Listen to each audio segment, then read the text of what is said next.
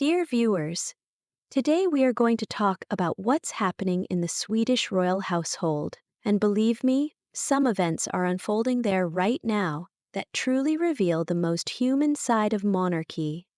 You know, when we look at royal families, it often seems like they live in a different world, where everything is scheduled by protocol, and there's no room for ordinary human emotions. But today's story will prove otherwise. Let's start with something wonderful that happened in February of this year. Prince Carl Philip and Princess Sofia welcomed a new baby girl named Inez. Just imagine, their fourth child, and the first daughter after 3 boys. It sounds absolutely beautiful, right? But along with the joy came new challenges, the kind that every family faces, even a royal one. Princess Sofia, whom we all know as a very responsible and devoted woman, is now going through a demanding period. A 4-month-old baby needs constant attention, and she also has 3 boys who need their mom too. And here's where things get really interesting.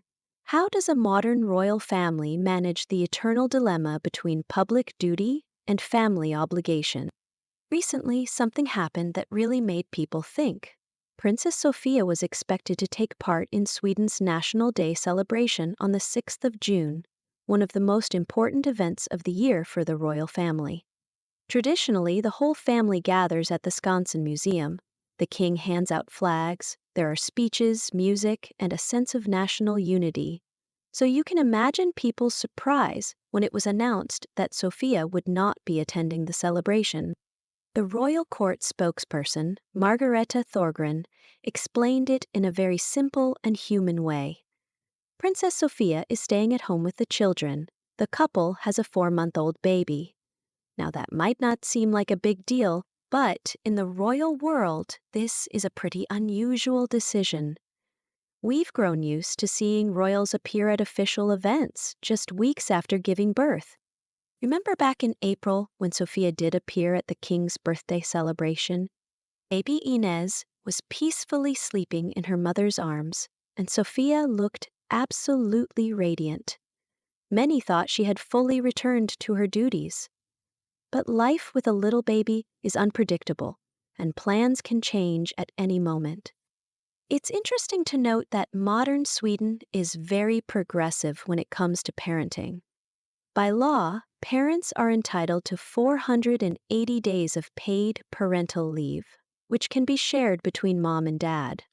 Princess Sofia is simply exercising the same right as any Swedish mother. It just becomes national news in her case.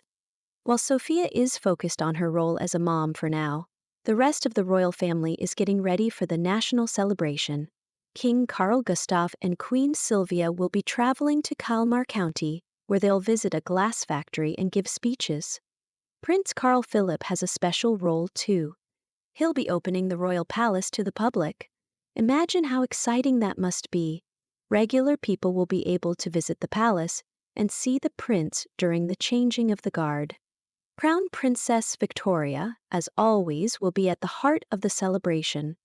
She will give a speech in Haga Park, and in the evening the entire family will gather at Skansen. And here's an interesting detail. Even Princess Madeleine and her husband Chris O'Neill will be taking part in the festivities, even though they only recently moved back to Sweden after many years in America. Speaking of Madeleine, it's truly admirable how this family has adjusted to life in Stockholm. Imagine going from the calm life of Florida, where they could walk around and shop with their kids without paparazzi, to the public eye in Sweden, where every step they take is watched. Chris O'Neill, that charming American businessman, has even taken on the task of walking the family's dog, Teddy, knowing that Madeleine's appearances always attract attention. But let's return to Princess Sofia. It's especially touching that she's planning to return to official duties on the 13th of June, when the christening of baby Inez will take place. That will be a very special day for the whole family. And of course, the mother must be at the center of it. A royal christening is always a big event, with all the relatives present, traditional hymns being sung, and the baby formally welcomed into the church. It's fascinating to see how attitudes toward royal responsibilities are changing in the modern world. In the past, people expected members of royal families to be completely dedicated to their duty, but now there's growing appreciation for a more balanced approach, where family values are just as important as public service. Crown Princess Victoria is a great example of this balance. Her daughter Estelle is already a teenager, and her son Oscar is no longer a baby, but Victoria always makes time for her family. Just last week, she was in Gothenburg for Veterans Day, but she always makes sure to spend weekends at home with her children and her husband Daniel. Speaking of children in the royal family, it's very wise that the palace has decided not to include the younger members in the mandatory program for National Day. Their participation will depend on how they're feeling and what kind of mood they are in that day.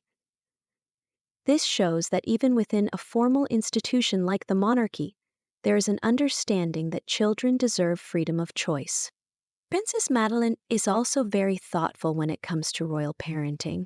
She once shared that she avoided explaining her children's royal status to them for a long time, allowing them to enjoy a normal childhood.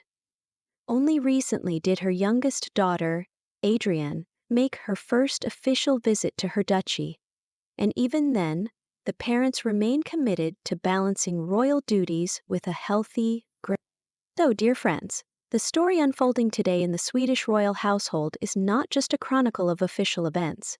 It's a living example of how, behind even the most grand facades, there are real human feelings, concerns, and decisions being made. Princess Sofia, like thousands of other mothers across Sweden, is choosing to be with her children in important moments of their lives. This decision doesn't weaken her role.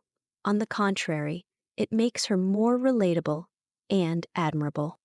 Modern royal families are not just static symbols of the past. They are living, breathing examples of how traditions can coexist with real life and how duty can walk hand in hand with compassion. Sweden is showing the world that monarchy can be not just majestic, but also deeply humane, adapting to today's values. Thank you for being with us today. If you enjoy stories like this, warm, genuine, and a bit behind the scenes, don't forget to subscribe, hit that like button, and share the video. Until next time, and may your homes always have room for both celebration and love.